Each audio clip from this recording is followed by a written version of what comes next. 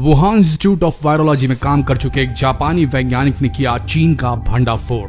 अब तक चीन कोरोना वायरस का इल्जाम चमगादड़ पर लगा रहा था, लेकिन चीन के वुहान इंस्टीट्यूट ऑफ वायरोलॉजी में काम कर चुके एक जापानी वैज्ञानिक ने यह दावा कर डाला है कि कोरोना वायरस चमगादड़ की वजह से तो बिल्कुल नहीं फैला है और ना ही ये कोई प्राकृतिक वायरस बल्कि इसे बनाया गया है। हाँ जी, इस वायरस को इंसानों ने बनाया और इस बात का दावा इस वैज्ञानिक ने कर डाला है।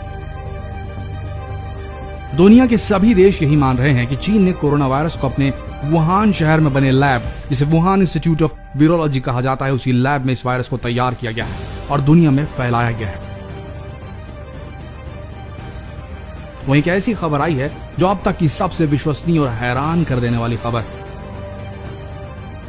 जापान के नोबेल पुरस्कृत वैज्ञानिक, जी हाँ, एक Nobel laureate professor doctor Tasuku Honjo ने एक बहुत बड़ा खुलासा किया है। आपको बता दें, डॉक्टर टासुको होंजो एक मशहूर वैज्ञानिक है और सबसे बड़ी बात यह है कि उन्होंने वुहान की लैब में 4 साल तक काम किया है और अभी वो जापान में निवासरत है। उन्होंने ये दावा किया है कि कोरोना वायरस कोई प्राकृतिक आपदा है, कोई नेचुरल वायरस नहीं, बल्कि इसे बनाया गया है, एक मैन मेड वायरस है। प्रोफेसर होंजो का यह कहना है कि वायरस प्राकृतिक नहीं है, क्योंकि अगर ऐसा होता तो ये इतनी तबाही नहीं मचाता। उनका आगे कहना है कि हर देश का एक टेम्परेचर यानी कि तापमान होता है, लेकिन ये वायरस हर तरह के तापमान में सरवाइव कर पा रहा है, चाहे वो जगह ठंडी हो या गर्म। ये वायरस हर जगह फैल रहा है।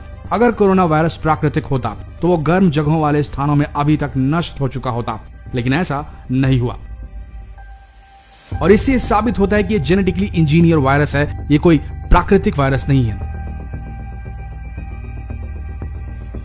उनका कहना है कि उन्होंने जीव जंतुओं पर 40 साल तक रिसर्च की है, लेकिन ऐसा पहले कभी नहीं देखा।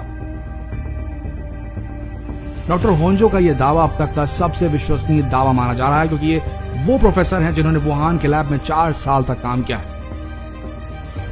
प्रोफेसर ने एक दावा और किया है। उनके अनुसार लैब में इतने सालों तक काम करने के कारण उस लैब के लगभग सभी स्टाफ से वो परिचित है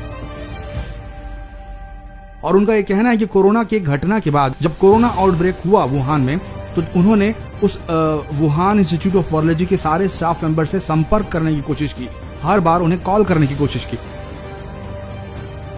लेकिन उन सारों के फोन बंद आ रहे हैं और ऐसा लग रहा है कि सारे लैब टेक्नीशियंस जो हैं उनकी मौत हो चुकी है।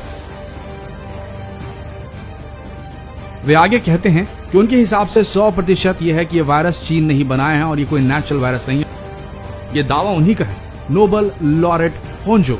उनका कहना है कि अगर उनकी बात झूठी निकली तो सरकार उनसे उनका नोबेल पुरस्कार वापस ले ले।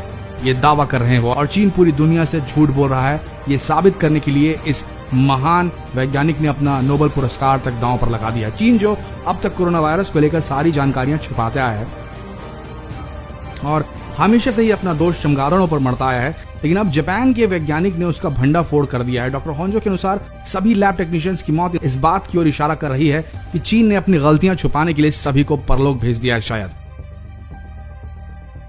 इसी तरह एक और वैज्ञानिक ल्यूक मॉन्टेनियर, जिन्होंने एड्स के वायरस की खोज की थी, उनका भी यही कहना है कि कोरोना वायरस कोई प्राकृतिक वायरस नहीं।